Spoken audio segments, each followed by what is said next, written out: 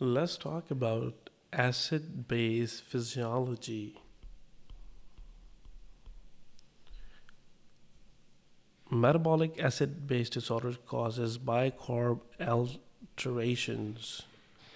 Respiratory acid-base disorders cause PCO2 alterations. So in the metabolic acid base, remember that you are going to cause increase or decrease in bicarb. In the respiratory acid base, you're causing increase or decrease in the PCO2 levels. Okay. So now let's look at each one of them. If you have a pH, always start from the pH. If you have a pH of 7.35 to 7.45, that is normal. But if you have a pH which is less than 7.35, we call it decreased pH. If we have a decreased pH, we call it acidosis. Okay. Now let's figure out if it is metabolic or if it is respiratory. And we said that if it would be metabolic, we would have alteration in the bicarb. So since it's one more thing, PCO2, it is acidic, and bicarb is basic, meaning that what is the pH of the body? Well, we check on ABG and we say, oh, pH is 7.35, and the bicarb level and the CO2 levels and the bicarb levels. So again, this is really important to get to this thing. It's really important that you figure out. First of all, you're looking at pH. Now I do see that my pH is down. Right away I can say, okay, this is acidic. Now in acidity, if I have a lot of bicarb, now think about it this way. In acid, can I have a lot of basic bicarb, meaning basic means bicarb? Can I have this? No, I can't, because if I have a lot of basic, it's gonna erase my pH, and that wouldn't be acid anymore, and I will just call it basic, right? But here the primary issue is that I have acidic. I have so much acid. Acidosis is there, because I can see my pH is less than 7.35. That is a lot of acid. So that means when I have a lot of acid, that means I have low bicarb. If I have a low bicarb, that's the only way I can have acid. But the other way is if I have lots and lots of PCO2, that can also cause acid. So if you look now at this thing, we have a low PCO2 and low bicarb. But how can I call it metabolic acidosis versus the other one? Because here they're showing us the compensatory response. This is a compensatory response. They're showing us. If they just said, the question would have been that it would have been more simpler, that you have a metabolic acidosis with the bicarb, low bicarb levels, and then right away you can say it's a metabolic. First of all, with the pH is acidosis, metabolic because we have a low bicarb. They have mentioned that. Metabolic meaning bicarb alteration, respiratory meaning PCO2 alteration. I hope it's making sense because it's so simple to understand. Okay, so here, because they have shown us that because we have an so wait, let's go back a little bit. Here we have low bicarb. So let me just do it. First thing, what are we looking at? Look at pH. If it is low means acidic, less than 7.35 means acidic, right? And if it is acidic, we are going to see the levels of bicarb and the PCO2. Now, I said we're going to see PCO2 levels and the bicarb levels, HCO3 levels, right?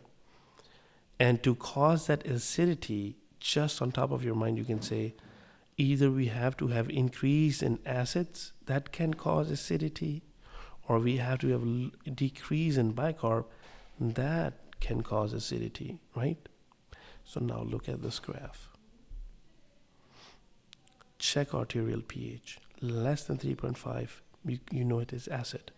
Now check the PCO2 levels and check bicarb levels. Bicarb has to be low. Either bicarb has to be low or PCO2 has to be high. So PCO2 is high. PCO2 is high, greater than 44, and bicarb is low, less than 20. Okay, now we have to look at the causes. If the bicarb is low, why is it low? But because its bicarb is low, we say metabolic. Because it's let's say it's the PCO2 is high, we call it respiratory. But now what are the causes for all of this? So for respiratory alkalosis, we have to calculate the anion gap to figure out the cause. What is anion gap? Anion gap is sodium minus bracket starts chloride plus bicarb equals, if it is normal, we would have 18 to 12 number. But if it is greater than 12, we will say increase in anion gap. And what are the causes for increase anion gap? Well, these are right here. They are the gold mark. Glycols meaning ethylene glycol and propylene glycol. Oxoproline meaning chronic acetaminophen users. L-lactate, basically lactic acidosis. D-lactate, exogenous lactic acidosis. Methanol and other alcohols. Aspirin, renal failure, and ketone bodies, which are seen in diabetics or starvation or in alcoholics.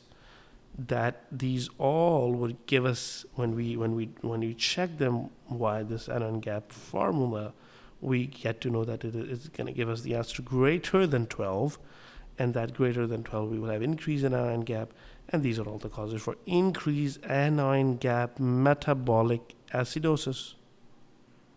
Now, on the other hand, if we have a normal anion gap, that is the hard ass meaning hyperchloremia, hyperalimentation, Addison's disease, renal tubular acidosis, diarrhea, acetazolamide, spironolactone, saline infusion. That is going to give us normal anion gap metabolic acidosis. Okay, that's all for the metabolic acidosis. Now, if we were to go and say, no, it was due to the fact that we have increase in PCO2 levels, we call it respiratory acidosis. What are the causes of respiratory acidosis? Those are, excuse me, those are hypoventilation. You're retaining the PCO2. Hypoventilation causes what? Retains PCO2. When you retain PCO2, you increase that PCO2. When you increase that PCO2, you're causing respiratory acidosis. So let's look at it. Why are you retaining this PCO2? Either you have airway obstruction, either you have acute lung disease, chronic lung disease, you're taking opioid which causes depression of your respiratory center, again retaining PCO2, sedative, again in sleep you are retaining PCO2. Weakening of the respiratory muscles, okay, retaining the PCO2s. See, it's really, really simple, but you got to memorize all of this. The anion gaps and everything. The names. But understanding is one thing. If you want to understand, you kind of get to that point where you can easily memorize. But this is so simple. Now here, they have mentioned the compensation. So the primary defect is that we have the low bicarb. That's what's called metabolic acidosis. When we have the low bicarb, now the body is like, okay, I have a low bicarb. Let me actually draw it on this side. The body goes and says, hey, I have low bicarb. What am I going to do? A low bicarb causing me acidosis now. What should I do? So the body says, hey, listen, I got two options. I increase the bicarb or I decrease this acidosis, right? You have two options, right? So the body chooses to decrease that acidosis, to decrease that acid. How is the body going to decrease that acid? By decreasing the PCO2 levels, which is acid. So here's the compensation. If you look, it is the compensation in red marks, right? So the compensation is body decreases the acid in metabolic acidosis. Simple. In acidosis, you're decreasing the acid. And vice versa. In alkalosis, because you're so much basic, you're like, body will be like, hey, I got a lot of basic in the body here. I'm going into metabolic alkalosis. So increase alkalosis meaning what? You have increase in bicarb, right? And I'm going to give you a mnemonic after this, but just to understand this. Increase in bicarb, so body will be like, okay, increase the acid levels now. Okay, so that's going to increase the acid level, releasing this acidosis later on. They have mentioned that, but it's going to relieve this alkalosis. But what's the mnemonic? Or what's the easy way to remember this? The easy way to remember it, whatever the primary cause is, let's say the primary cause is in acidosis, you have, in metabolic acidosis, you have decrease in HCO3. The body is going to do the same. So, the body, it is a very justified system. It's like if you are, hey, acid, if you're, decreasing my basic proteins or the basic side of electrolytes or whatever, I am going to decrease you directly. So what do I mean by all that crap that I just talked about? Look at the arrows. When the bicarb is decreased, it's going to decrease the acid. When the bicarb is increased, it's going to increase the acid. When it's not just bicarb, when you increase the acid here in respiratory acidosis, you're increasing the PCO2. When you increase the PCO2, what's the response? What compensatory response? You increase the bicarb. When you decrease the respiratory PCO2 for causing alkalosis, respiratory alkalosis, further to have a compensation for that, you're decreasing the bicarb. So the mnemonic here is the arrow follow the same thing. So if something is increasing, the compensation has to be the same way. Increase, decrease. And now let's look. Am I saying it right? Decrease. Okay, wait, that's not compensation, but this is the primary deficit. Compensation, decreased. Increase.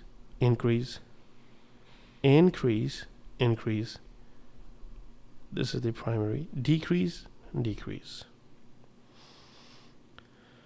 So the arrow follow the same. Saying they have the same increase and decrease. Okay, I hope you get this point. But let's talk about now. We have talked about metabolic wise. Metabolic means you're messing with the bicarb. Primary defect is in the bicarb, and the compensation will occur in the acid, which is the PCO2 levels. For respiratory, the primary is going to be your PCO2 levels, and the compensation is going to occur in your bicarb levels. So now on top, so look at, first of all, you're going to look at a pH. If it is less than 7.35, you call it acidosis. Now, is it metabolic or respiratory? You look at both the numbers, PCO2 and bicarb. So if the PCO2 is high, greater than 44, you call it respiratory. And in this case, if they're not showing you compensation, they will say, and most likely, it will be the bicarb will have a normal level. And what is the normal bicarb level.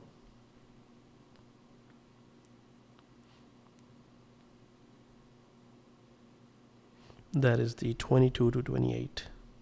So you'll have a normal bicarb, but for then you will see if it is compensation, that's going to be greater than 28. Then you can see it is compensated.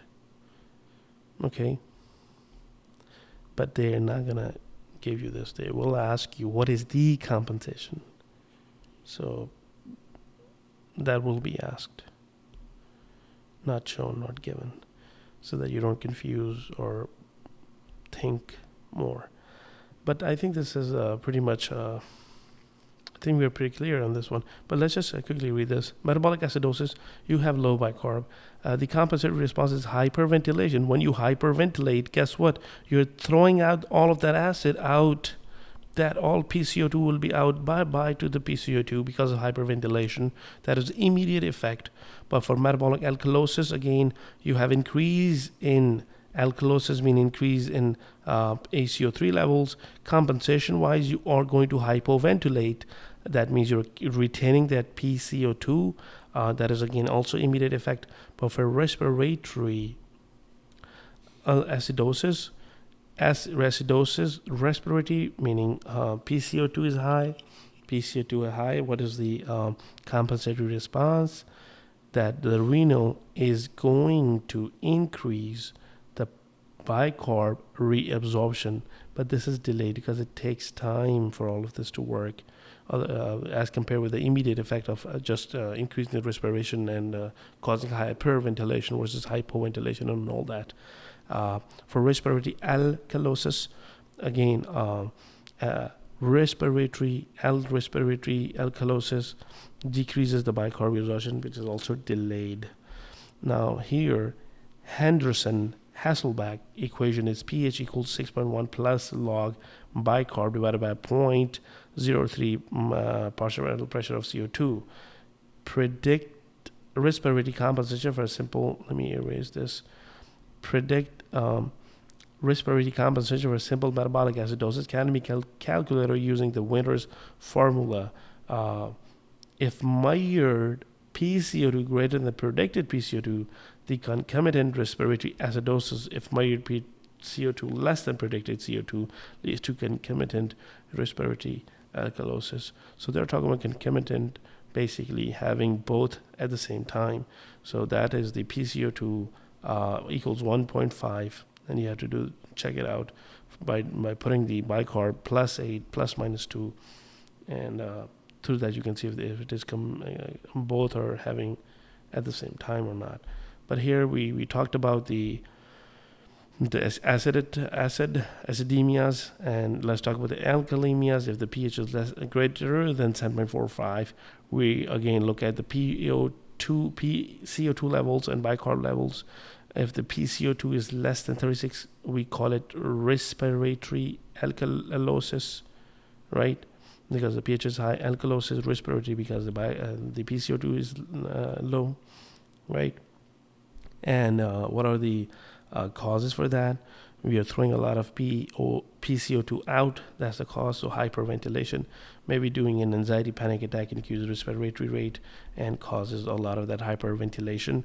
Hypoxia, high altitude, again same thing, trying to get grasping more air to get more oxygen in, and that's the way to go. Salicylates earlier, and tumor, pulmonary embolism, and pregnancy.